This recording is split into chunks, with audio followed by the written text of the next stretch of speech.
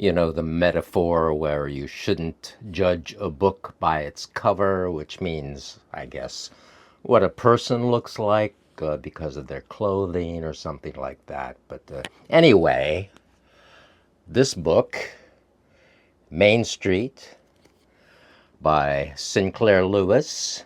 You can judge this book by its cover. I think the cover is very handsome.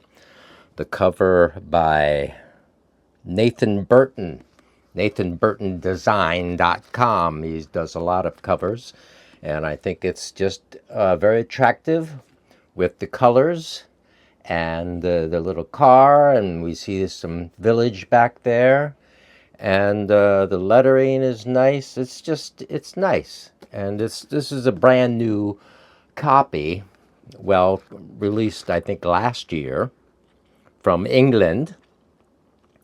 There's some British spelling in the book.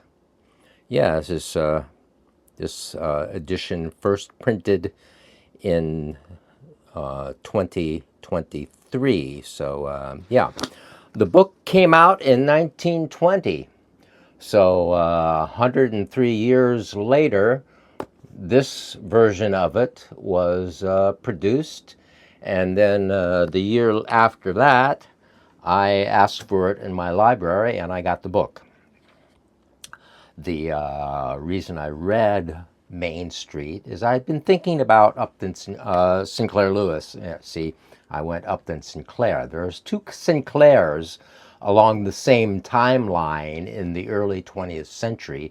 There's Sinclair Lewis, the novelist who wrote he wrote many books that a few books that I read before. He was a Nobel Prize winner, and actually I was just listening to Rogan this past week with Peter Thiel, oh God, and he wasn't very good with that interview. But anyway, Rogan happened to mention the Nobel Prize, or the Nobel Prize came up, and Rogan told the story that Alfred Nobel had a fake. He was reported dead before he was really dead, and he saw that what people were saying about him, that he was the merchant of death because he created dynamite and so forth. And then that was the point where he established the Nobel Prizes to make himself out to be this prize giver. And what we think about Nobel now is we don't think dynamite. We think, older people think Jimmy Walker, dynamite, but they don't think of Arthur Nobel. They think of Alfred Nobel. Anyway, they don't think of the Nobel guy as a bomb maker or a dynamite maker, a killer, or a construction whatever. They think of him as the creator of the Nobel Prize, which they give to various people, some of them not deserving. But we won't go into that.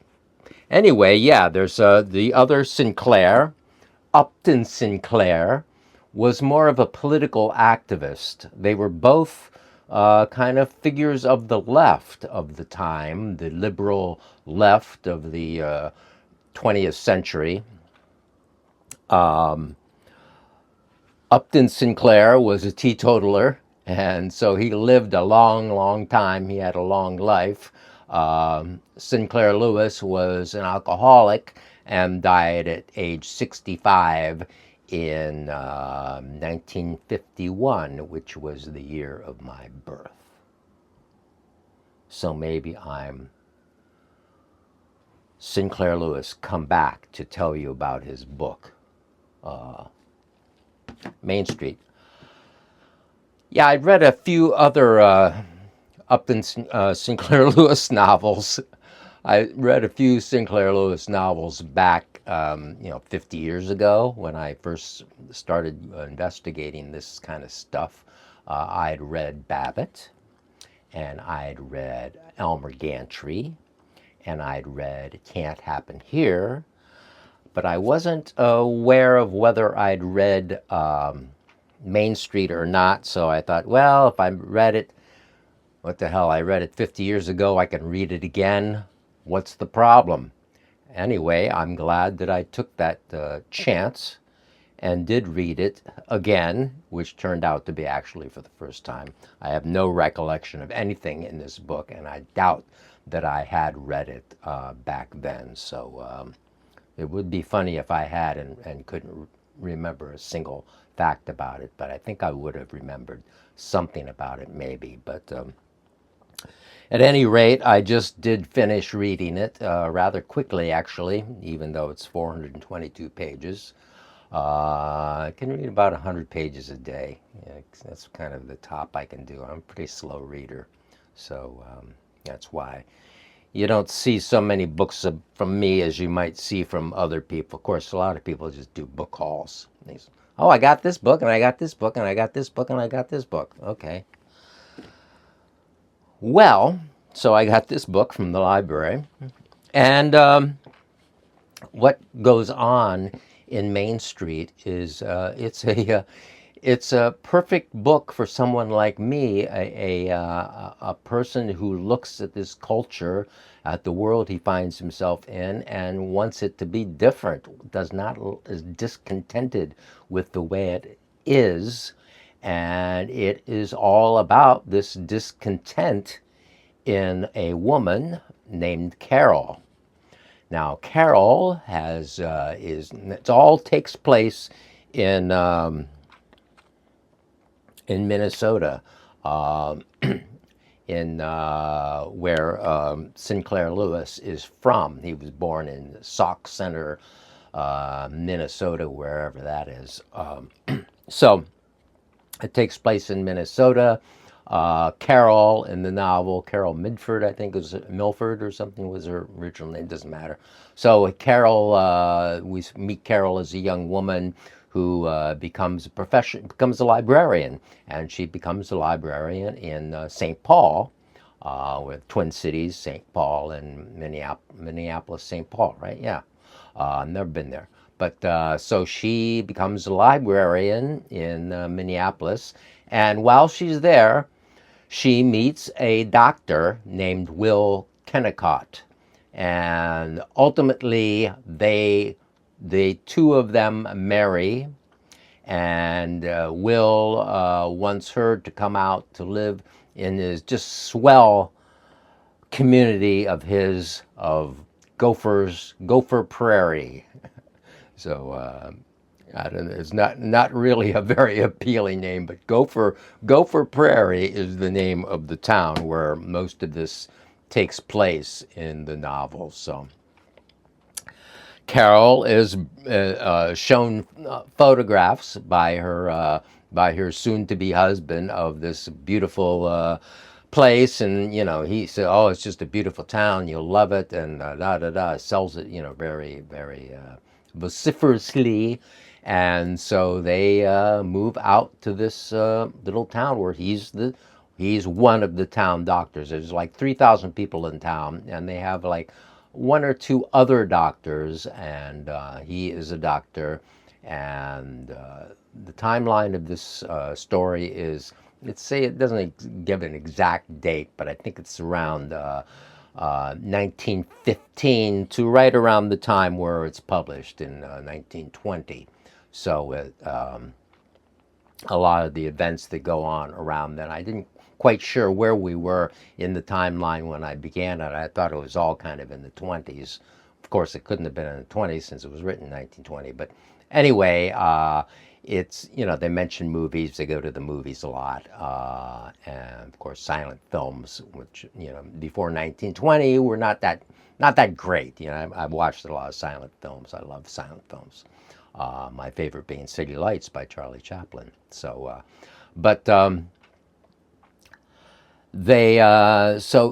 he persuades her to move out to this town, and they move out to this town, and he's the country doctor, and he has to drive. He has a car, but they also have to use horses and carriages, and sometimes sleds to get around in the winter, because there's a lot of snow in Minneapolis or Minnesota there. and serious snow in the winter. So it's very cold. So he has her out there, and he's doing his medicine. Like when in the winter, they just keep the cars indoors. I mean, or in the garage or whatever. They don't use the cars in the winter in the timeline of this book. They just use horse and carriages. Like he has to make runs out to farms to heal people or try to heal people, and sometimes they'll take the carriage in the winter, and sometimes they'll take a sledge. I guess he also has a sled with tracks and horses to pull that. So that's what goes on with that. So Carol and Will, they're like okay for a while. She has a hired girl, and she is a so she's not working anymore. She has to ask Will for money. A lot of stuff about feminine roles, early feminism, or that period feminism is in this novel. There's a lot of, since Carol is the main character, we know, according to the writer, of course, what goes on in the heart of Carol, the woman character, the main character of the book. So it's a lot about her desires and her frustrations and her feeling misplaced in this little town. She's not inspired by the place at all to begin with, and as it goes along, she finds that they're very kind of it's kind of an insular small town community, and with all the problems of that, the gossip, a lot of very churchiness people, very religious and judgmental about things like that. So it's what you. The thing is, since it is 1920, it's really the setup. He shows right back then. The setup of what America is now. Really, it's reading this novel. It's not at all. It's like, oh man, how weird they were back then. It's like, oh yeah, okay, well that's the way people are still. So they're all kind of right wing. They're all kind of pro American. They're all that stuff. They're suspicious of foreigners, even though there are many around. There's like the Swedes end up being the domestics. Newly arrival Swedish women end up being the domestics, and she has a Swedish woman in as her first domestic, B, I think. Yeah, B is her name. And B and Carol get along very well. She pays B $6 a week, which is a little higher than the going rate, which when that's discussed, it's somewhere between $3.50 and $5.50 a week, but Carol comes up with $6 and is friendly with B. So except that there are scenes where B is when Will's away and just the two of them are there, where B is eating in the kitchen and with the door open, and Carol is eating in the dining room, but they are carrying on a conversation as if they were at dinner together. But B can't come in and sit in the dining room with her. So it's even though Carol is that liberal and that progressive and democratic, she is not capable of allowing her to sit at the table. So. So it's kind of a long, as I said, it runs through about 5 years there, so a lot of stuff goes on. Oh, tickled to death. I'm from Ohio, which is kind of has people sort of like that around. It's not that deeply Midwestern, it's more industrial Northeast in a way. But tickled to death. the name of my channel appears in this novel 3 times, where a character will say, well, I'd be tickled to death to do this. I'd be tickled to death. Oh, I'd be tickled to death. I'd be tickled to death. I'd be tickled to death. So I took photographs of the 3 places where tickled to death appeared in the novel, and I was delighted to see them every time, because I think tickled to death is just so ridiculous. I mean, it's just such an odd statement that I would hear back in Ohio when I was a kid. Saying, well, I'd be tickled to death. Y'all come over, and yins come over, and why don't yins come over? We'll have some wieners.